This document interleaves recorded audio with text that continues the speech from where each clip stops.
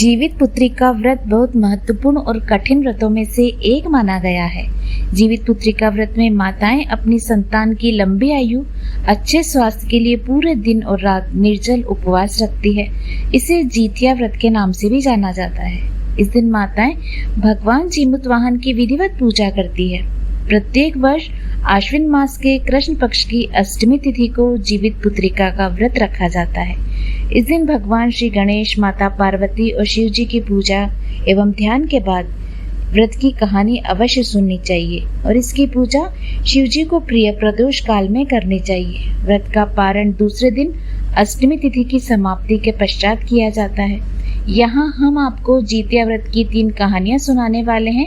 आप अपनी परंपरा या प्रथा के अनुसार आपके यहाँ जो कहानी पढ़ी अथवा सुनी जाती है, आप उसे सुन सकते हैं। बस आपसे एक अनुरोध है कि अगर ये कहानियां आपको पसंद आए तो प्लीज लाइक व सब्सक्राइब तो अवश्य कीजिएगा।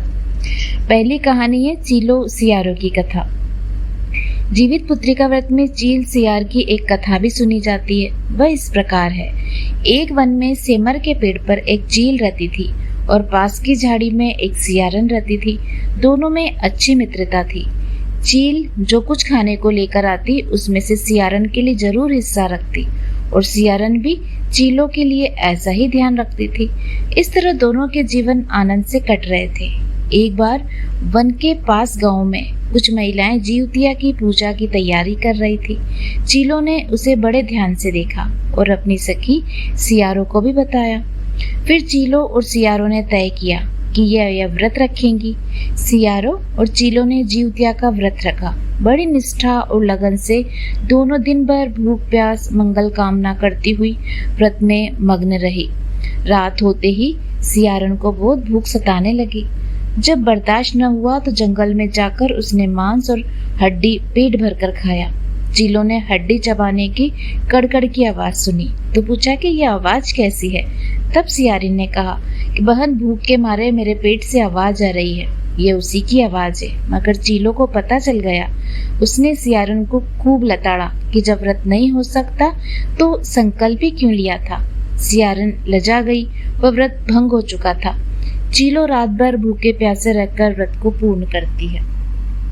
अगले जन्म में दोनों मनुष्य रूप में राजकुमारी बनकर सगी बहनें हुई। सियारन बड़ी बहन हुई और उसकी शादी एक राजकुमार से हुई। चीलों की छोटी बहन थी, उसकी शादी उसी राज्य के मंत्री के पुत्र से हुई। बाद में दोनों राजा और मंत्री बने। सियारिन रानी के जो बच्चे होते वह मर जाते, जबकि चीलों के बच्चे स्वस्थ रहते थे। इससे उसे बड़ी जलन हुई और उसने उसका सर कटवाकर डब्बे में बंद करवा दिया। वह शीश मिठाई बन गए और बच्चों के बाल तक बांके नहीं हुए। बार बार उसने अपनी बहन के बच्चों को उसके पति से मारवाने का प्रयास किया, पर वह सफल नहीं हुई। आखिरकार देवयोग से उसे उसकी भूल का आभास हुआ और उसने क्षमा मांगी। बहन के बताने पर जीवित पुत्री का व्रत विधि विधान से किया तो उसके पुत्र जीवित रहे। अब आप सुनेंगे जीवित पुत्री का व्रत में दूसरी कहानी। गंधर्वों के राजकुमार का नाम जीमुत वाहन था। वे बड़े उदार और परोपकारी थे। जीमुत वाहन के पिता ने वृद्धावस्था में वानप्रस्थ आश्रम में जाते समय इनको राज सिंहासन पर बिठाया, किंतु इनका मन राजपाट में नहीं लगा। वह राज्य का भार अपने भाइयों पर छोड़कर स्वयं वन में पिता की सेवा करने चले गए। वन में ही जीमुत वाहन को मलयवती नामक राजकन्या से भेंट हुई और दोनों में प्रेम हो गया। एक दिन जब वन में भ्रमण करते हुए जीमुत वाहन काफी आगे चले गए, तब उन्हें एक वृद्धा विलाप करती हुई नजर आई। पूछने पर वृद्धा ने रोते हुए बताया कि मैं नागवंश की स्त्री हूँ। मुझे एक ही पुत्र है और पक्षीराज गरुड़ के कोप से मुक्ति दिलाने के लिए नागों ने यह व्यवस्था की है कि वे गरुड़ को प्रतिदिन भक्षण हेतु एक युवा नाग सौंपते हैं। आज मेरे पुत्र शंखचूड़ की बलि का दिन है। आज मेरे पुत्र के जीवन पर संकट है। थोड़ी देर के बाद मैं पुत्र विहीन हो जाऊंगी। एक स्त्री के लिए उससे बड़ा दुख क्या होगा कि उसके जीते जी ही उसका पुत्र न रहे। जीमुत वाहन को यह सुनकर बड़ा दुख हुआ और उन्होंने उस वृद्धा को आश्वस्त करते हुए कहा कि डरो मत, मैं तुम्हारे पुत्र के प्राणों की रक्षा करूंगा। आज मैं उसके स्थान पर स्वयं अपने आप को उसके लाल कपड़े में ढककर वध्यशिला पर लेटूंगा ताकि गरुड़ मुझे खा जाए, पर तुम्हारा पुत्र बच जाएगा। इतना कहकर जीमूतवाहन ने शंखचूड़ के हाथ से लाल कपड़ा ले लिया और उसे लपेटकर गरुड़ को बलि देने के लिए चुनी हुई वध्यशिला पर लेट गया। नियत समय पर गरुड़ बड़े वेग से आया और वे लाल कपड़े में ढके जीमूतवाहन को पंजे में दबाकर पहाड़ के शिखर पर जाकर बैठ गया। गरुड़ ने अपनी कठोर चोंच का प्रहार किया और जीमूतवाहन के शरीर से मांस का बड़ा हिस्सा नोच लिया। उसकी पीड़ा से जीमूतवाहन की आंखों से आंसू बह निकले और वह दर्द से कराहने लगा। अपने पंजे में जकड़े प्राणी की आंखों से आंसू और मुंह से कराह सुनकर गरुड़ बड़ा आश्चर्य में पड़ गया, क्योंकि ऐसा पहले कभी नहीं हुआ था।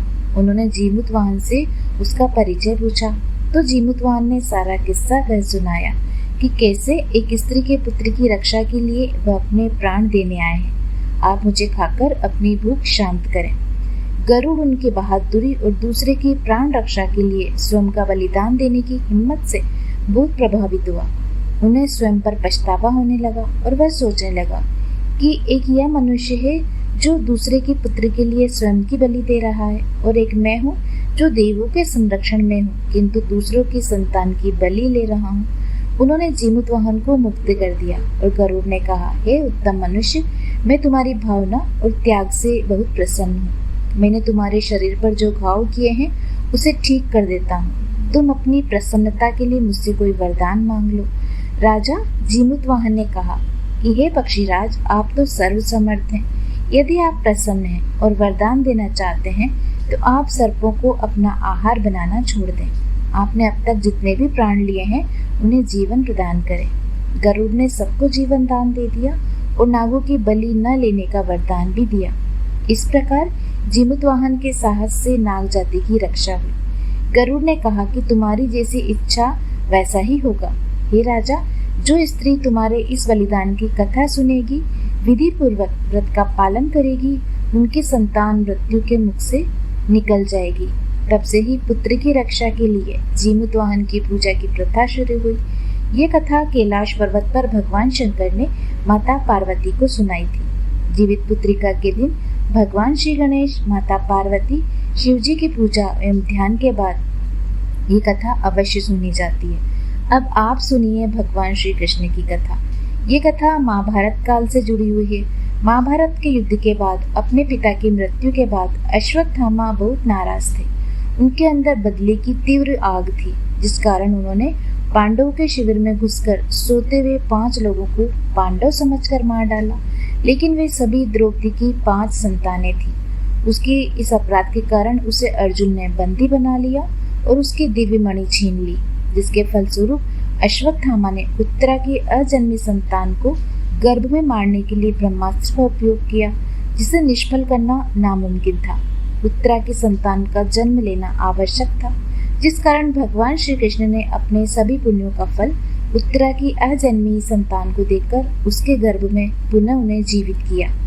गर्भ में मरकर जीवित होने के कारण उसका नाम जीवित पुत्रिका पड़ा और आगे जाकर यही राजा परीक्षित बना। तभी से इस व्रत को किया जाता है। उम्मीद करती हूँ आपको ये तीनों कहानियाँ पसंद आई होगी। अगर पसंद आई तो प्लीज़ लाइक व सब्सक्राइब अवश्य कीजिएगा। मिलते हैं आपसे अगले वीडियो में।